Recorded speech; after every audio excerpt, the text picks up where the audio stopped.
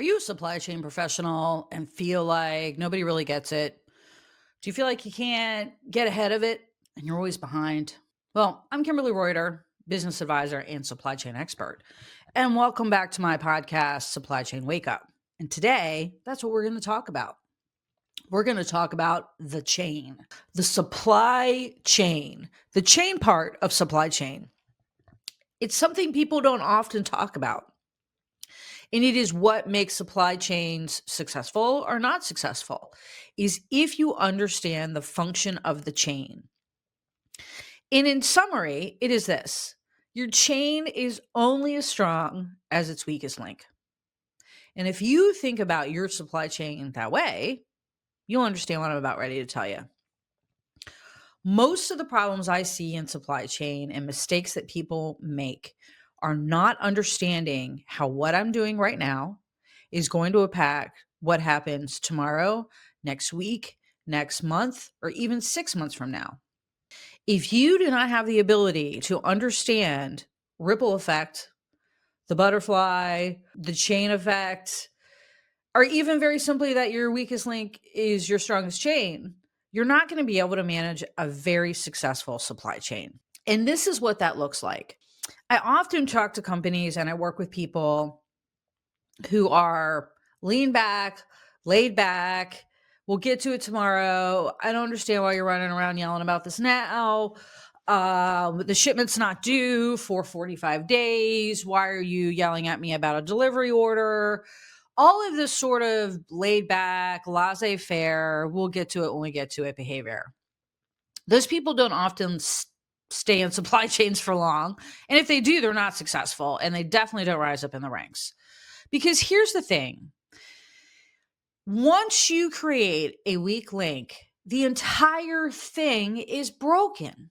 That is what people do not understand, and why true supply chain professionals are almost crazy in their actions with how they manage every single link in the chain.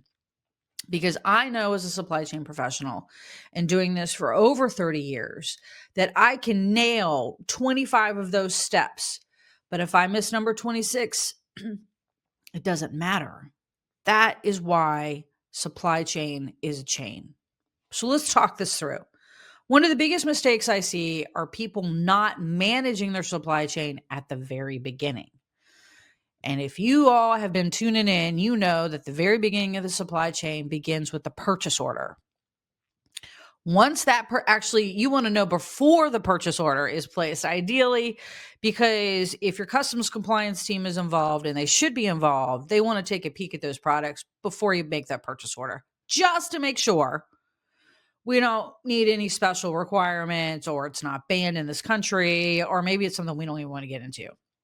So first step always when you're looking at products, bring in your customs team and your supply chain team, make sure it's an okay thing, especially if it's new. The second thing is, once that PO is cut, your supply chain is engaged. That is on switch. Now, and people say, oh, but that's not coming in for 6 months. It's not coming in for 7 months. It's not coming in for 10 months. Why do you care? We have can we have POs that stay open for 2-3 years? Great. I still need to know about it because I'm the person who's going to have to move the goods. That's why I have to know. In fact, and I've mentioned this in a previous podcast with Jennifer, when we were at Amazon, we actually guided and dictated what needed to be on that PO in order for it to be a good PO, to make sure that the company is protected, because that's part of what you're doing with this PO is you're making sure that you understand the terms. What are you responsible for as a company? When do you have to pay this vendor? Your PO is your contract with that vendor. There are things that you can put on that PO that will make your supply chain run so much more smoothly. So you have to be involved at the PO. And that is the biggest mistake I see people make in the supply chain. Because guess what? If we go back to your chain is always strong as your weakest link, if you start off with weak links, it's always going to be weak. Okay. So if your POs are not strong, if you have not locked that process in and you have visibility and you have input into it and you're actively managing it, your supply chain is already going to fail. I don't care what you do 10 links down the chain. I don't. If you don't have that process locked up, you're starting with a weak link. And this is why. I'm going to explain it to you so you understand how the chain works. If you don't have this process locked up, let's say you don't have visibility to POs, you don't even know what's coming. Down the road, 6 months from now, how are you going to plan for your RFPs? How are you going to know how much capacity you need in the upcoming year? Number one. Number two, if you're not looking at those POs, you don't know how much warehouse space you're going to need. That takes time to make available, to get staff, build racking, whatever you need to do to support it. If you're not looking at those POs 6 months from now, you're not lining up trucking capacity. Nope. You're not making sure you have enough corrugate for all these new sales that are going to come in. You see where I'm going with this, you guys? You got the chain now? If you don't get this link zero, we'll call it link zero. If you don't get link zero, iron forged, the strongest carbonite, I don't know what strong metals are, the strongest metal possible. If you don't make that one strong, the rest of your supply chain will break. It may not break on link 2. It may not break on link 4. It may not break on link 20. But on link 30, when the pressure's strong, it's going to pop. That is why supply chains matter. That's why it is called a chain. And that is why it is very important that you keep every single link strong. Because no matter what you do, if you have one weak link, it will break. I promise you it will break. Another weak link in supply chains that I see on the reg, customs. Brokerage team is kind of cast to the side. They're over here. Sometimes it's their own fault because they can be a pain in the ass to deal with. And it's this little sort of off ramp, like this fuel stop we have to make on our little chain, right? And nobody really likes it. And it's often kind of a bottleneck. And because of that, they're not regularly involved, which is a problem. So customs people, listen to me, be nice. Okay. I know it's hard. Your job is not to stop progress and stop flow of goods. Your job is to make sure that it's done well. That's it. You're not there to put up roadblocks. Okay. All right. But this is another weak link because people don't think about it. Companies don't put effort into customs and compliance. It's just pain in the ass thing. We don't even want to talk about it. Like we have to have it. It's like your tax account, right? You're like, ugh, we got to deal with this. So that's what happens. And it becomes a weak link. You can move all your goods on time. You can have the best freight forwarder. You can have eyeballs on it the whole way. You can have the best PO in the world. You can have your truckers on standby. You can have it nailed. Every single link, pounding it out, ready to take the tension. Yeah.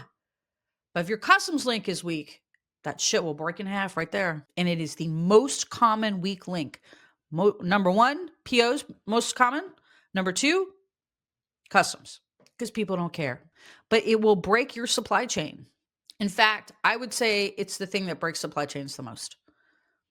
So put effort into customs. I've done podcasts on this. Go listen to them. I'll talk about it some more in the future. Tell me what you want to know about all this stuff, and I'll talk about it. Leave it in the comments. But you have to have every link strong. And here's another thing that comes with supply chain.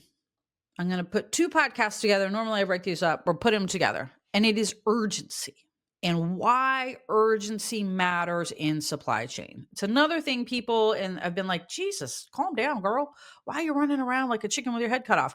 I get so fired up about stuff that I actually have to go walk around to burn off the energy. Urgency. Why is urgency in supply chain so important? And why do supply chain professionals get so fired up about fix it now, not tomorrow? It's back to the chain. Yep.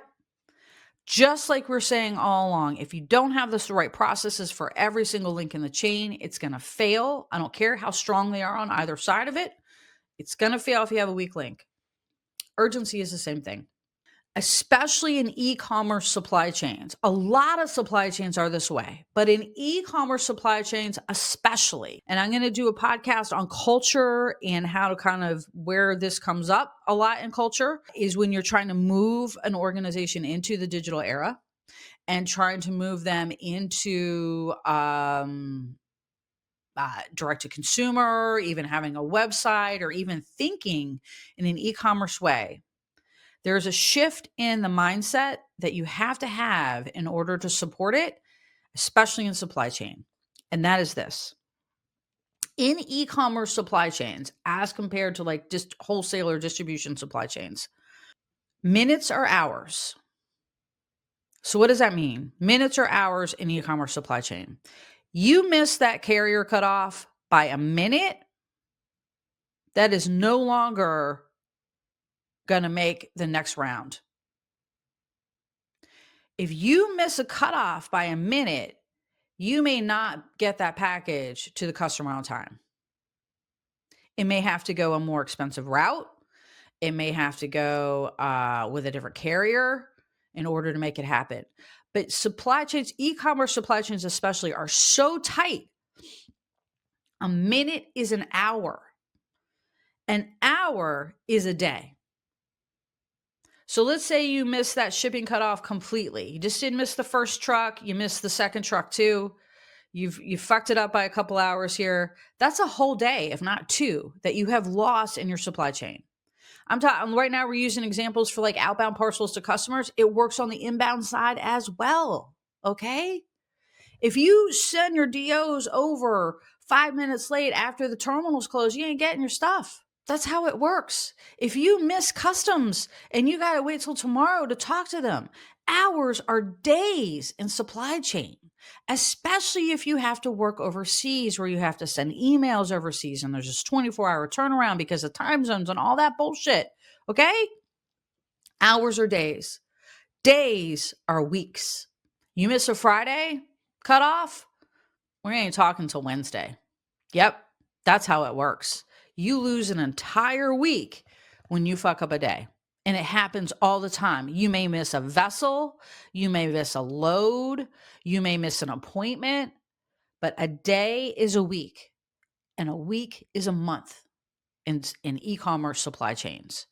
If you are not operating at that frequency in your e-commerce supply chain, if that sense of urgency does not exist in you and or your organization, you're missing.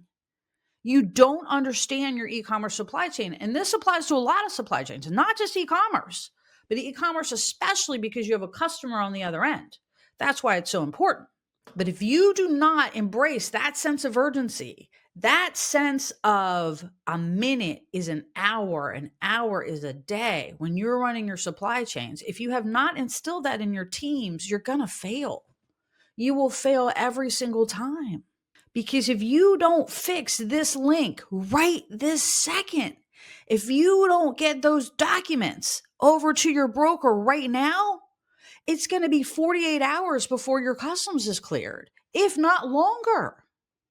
If you're lucky, you'll get an immediate release, but if not, it could be fucking weeks. If you don't get that delivery order over to your trucker before the freight is released so that they can plan for it, it may not go this week. It may have to wait till next week. Minutes are hours, hours are days, days are weeks, weeks are months.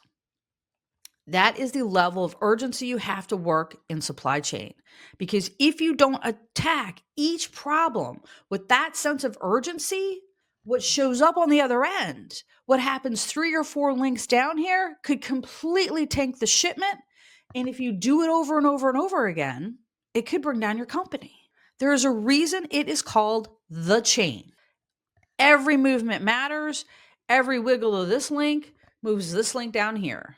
And if you start with a weak link, if you start with a weak PO with no visibility to that PO, you are going to have a fucked up supply chain. I don't care what you say. I don't care how hard you work all the way down at the other end. You will fail because you have to start with a strong link. That is the most important part. So we started out there and I said, hey, if you're a supply chain professional and you're out there and you're struggling with this and you don't feel like you're getting it and they're not getting it and nobody's getting it and you can't get in front of this big hairy beast, get control of the damn thing. We've just been talking about like what is happening because you don't have control of your chain. So what are the things that you can do? I'm not going to leave you hanging with a problem. I got some answers for you. First and foremost, take what I've been talking about and share it. Talk to all of your little links in your chain and tell them that I can't be successful. The company can't be successful unless your link is strong. So, how do we make your link strong? How do you make sure that your accounting team is making sure that you have availability or you have visibility to the POs? How do you make sure that your merchandising team is cutting good POs? You go sit with them and you say, "Hey, you're a link in my chain. Welcome to my supply chain. Well, I want to be part of your supply chain. Here's what we, not you, here's what we need to do in order to make sure your freight keeps moving. And here's where you are in our chain. You're link number 2, or you're link number 20, or you're link number 5, but you're part of our supply chain. And here's how I need you to be a part of this so that we can be successful." That is how you do it. You have to make people understand where they are in the chain and how their actions do or do not help the company. That's how you get their buy-in. That's how you make them part of a good chain. I've seen it and I've done it. Don't go out there barking orders, telling them what they got to do, making them work harder, all that bullshit. You don't need to do that. What you do need to do is communicate with them and make them understand that if they trip up, maybe it's not such a big deal to them in their little link. I don't care. It doesn't really affect me. Customs, you'll get this out of brokers a lot. Your customs brokers, your customs compliance teams, you'll get this. Well, I have to make sure that everything is done correctly and you can't push me and I may not be product compliance. Any sort of compliance team, accounting will do this too. Sometimes get a little bit on their high horse about, you're just going to have to wait because it's compliance. Well, that's bullshit. As a compliance professional, I will tell you that, because there's lots of ways to do different things. But first and foremost, compliance, product compliance, custom compliance, any sort of compliance team may not be a weak link. You cannot be a weak link just because you're compliance. You have to pull just as hard as everybody else. And if you are the weak link, you will kill the entire supply chain and you will be held responsible. So go out there, explain to everybody who they are in their chain. Where is your position in the chain? What link are you? Where are we trying to strengthen? And if you explain to them that, hey, when you screw up on link 3, it kills us on link 20, man. Like, we are scrambling to get trucks because we didn't know this was coming.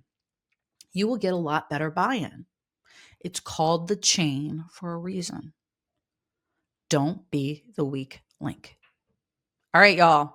That's me. If there's anything you want to hear about, anything you want me to explain to you, I know a lot about supply chain. Let me know in the comments. And hey, follow me. Chat soon.